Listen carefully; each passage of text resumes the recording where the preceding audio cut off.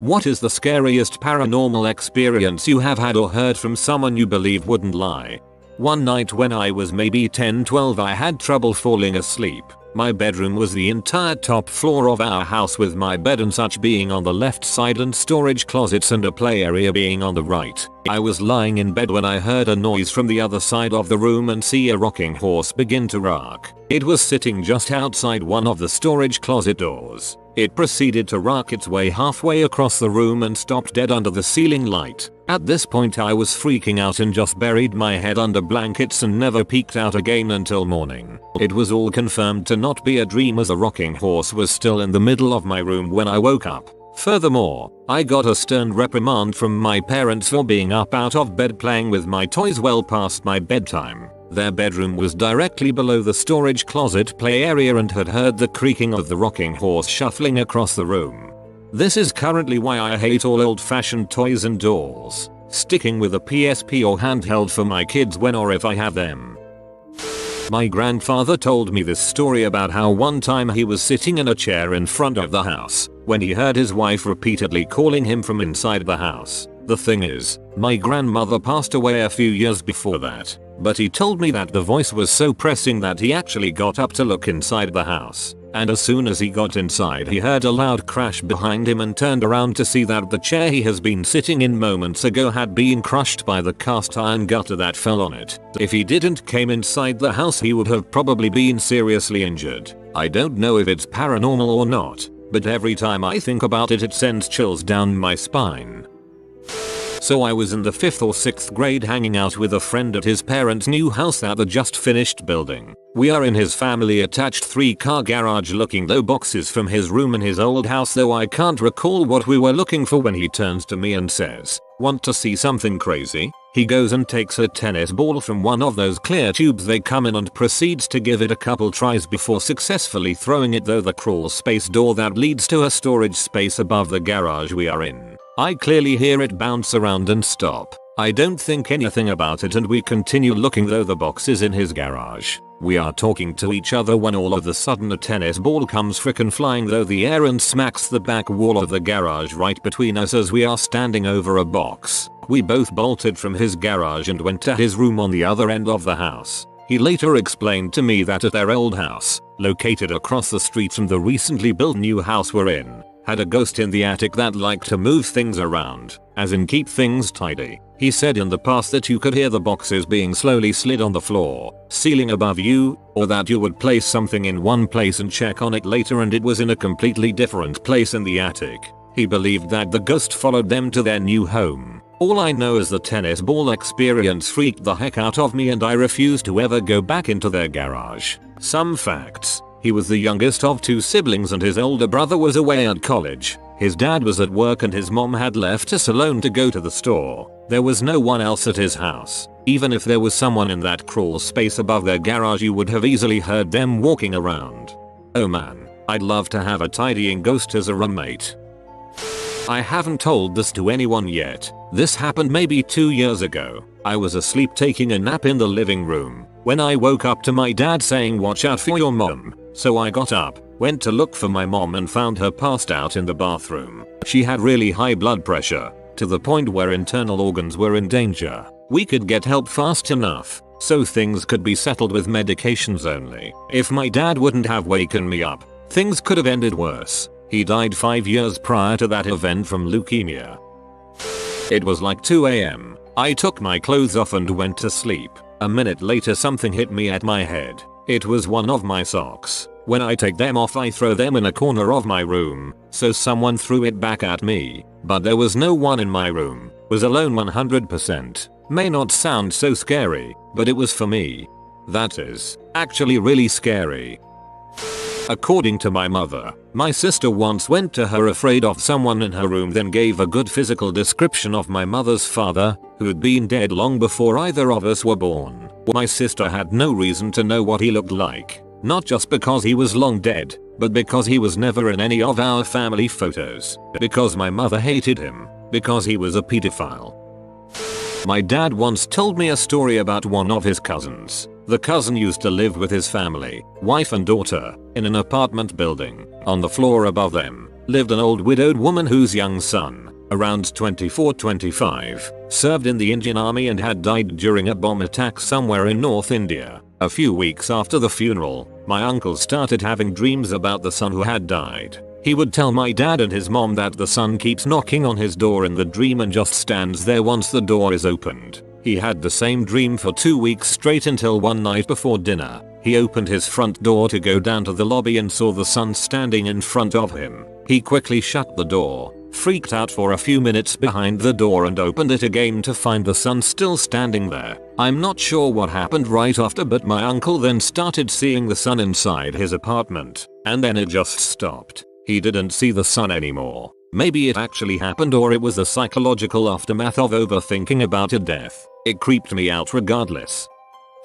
My nephew lives with me in an old farmhouse built in the 1840s. When he was about 4, maybe 5, he told me that there was a little boy named Charlie who lived in our house. He said Charlie had never heard of video games and that Charlie's dad left him home all by himself. This was around the same time that he had an imaginary friend named Mr. Cat, who was an anthropomorphic cat, so I wrote it off. A couple weeks later I was shaving with the bathroom door open and thought I could see my nephew kind of looking in at me out of the corner of my eye. I stuck my head around and could see him from behind messing with an old china cabinet we keep important stuff in, and just as I walked into the room I could see my nephew sitting in the living room watching TV. He couldn't have crossed that much distance that fast or silently. I asked him about it and he said, oh yeah, that was Charlie. He says there's a really super book in there from when you were a little boy, and at the bottom of a stack of old documents and stuff in the china cabinet is a book I got as a gift when I was a kid.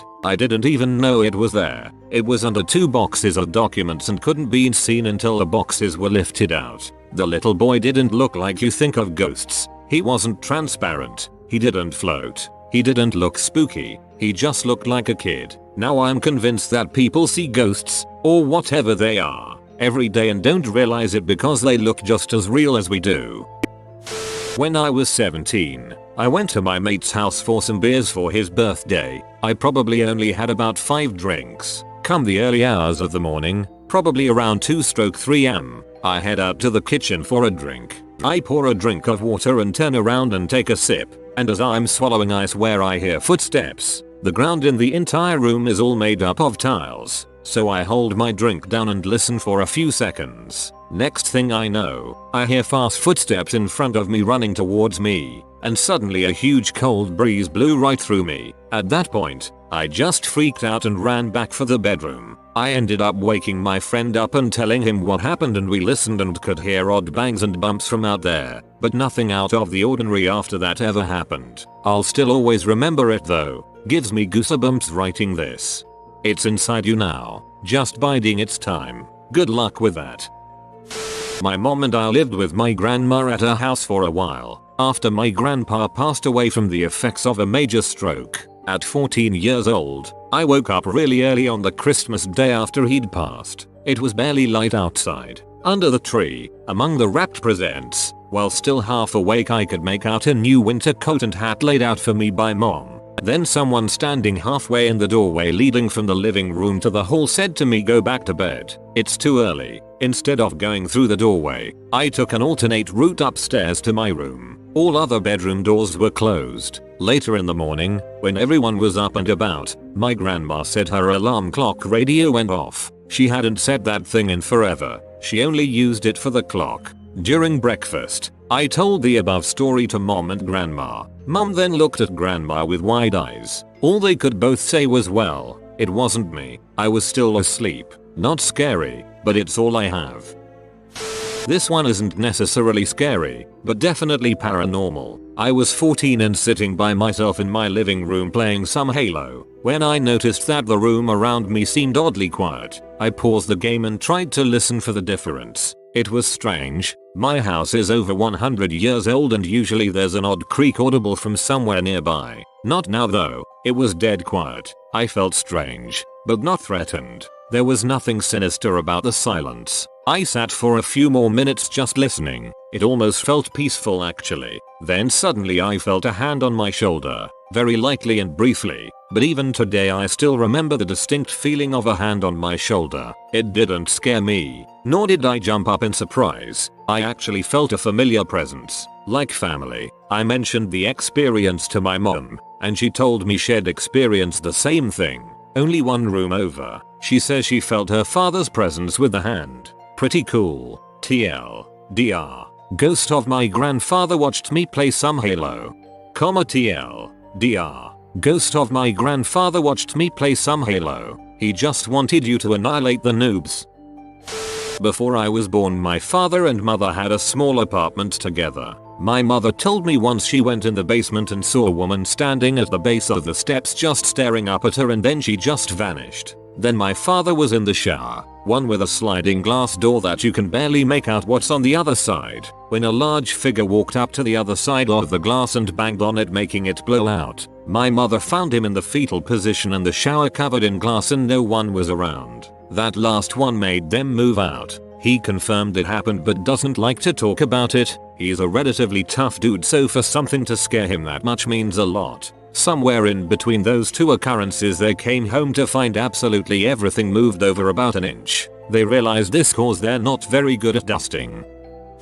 Not scary, just funny. My family sails on the Great Lakes. A local author wrote 2 books, called Haunted Lakes I and II. The second book came out when I was 10 or 12. It detailed a spooky story of a cloudy day where a local guide was leading one visitor through an island lighthouse. It was a cloudy, crappy day. The visitor stopped and asked the guide whether he had his kids with him on the island. Guide says no, and as far as he knows, there's no kids on the island. Visitor is puzzled, since he can hear distant cries of mutter, mother, and kids playing. Author of book assumes haunted, because many of the old keepers were from Germany. But I've always had a strong suspicion those two just heard my brother and I, probably about 4 and 6. At the time, my family tended to go out to islands on our sailboat even when the weather wasn't great, and we would play outside as long as it wasn't pouring rain or storming. We also grew up speaking German, since my mom taught German at a school, and we were quite loud.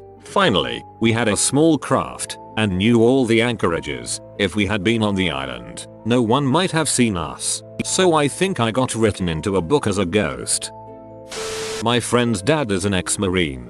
He has been a paramedic, firefighter, and security guard, so there's practically nothing on earth that can frighten this mother. His family used to live in a very old house built in the 1800s. One day my friend's dad was home alone waiting for the rest of the family to get back with dinner. Now this man is the most honest man I have ever met. There would be no reason to lie about this. He was sitting on the couch downstairs when he says he heard footsteps coming from upstairs. He walks down the main hallway and looks up to their balcony banister for the upstairs hallway. He then said that there was a shadowy figure that glided across the upstairs railing, from one side to the other, until it was out of view. Right after he saw the supposed apparition, he heard the loudest, most blood-curdling scream he ever heard in his life. Immediately after this scream, all of the lights in the house went out and he found himself standing in the pitch black. He then ran out to the front porch and waited for the rest of the family to return. My buddy said that when they got back he remembers the horrified look on his dad's face.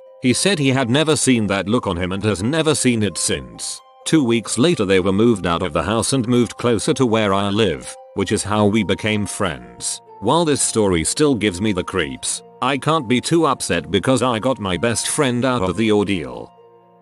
If you are new to the channel, you can subscribe. I publish new videos every day. Until then, check another video, or don't. Either way, have a great day you magnificent people.